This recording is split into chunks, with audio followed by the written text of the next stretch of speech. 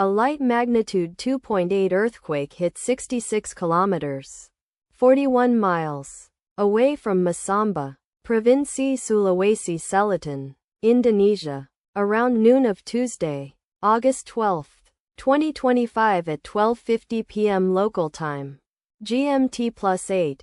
The depth of the quake could not be determined, but is assumed to be shallow. The quake was not felt, or at least not reported so. First to report, BMKG after 5 minutes. The earthquake occurred 5 hours after a magnitude 2.9 earthquake had hit on Tuesday, August 12, 2025, at 7:24 a.m. GMT+8 local time. In 28 kilometers, 18 miles, distance to the northwest. Data source from Volcano Discovery. Did you feel it? Let us pray. May the earthquake that occurred not affect our brothers and sisters there. May the earthquake not happen again. And may God protect everyone.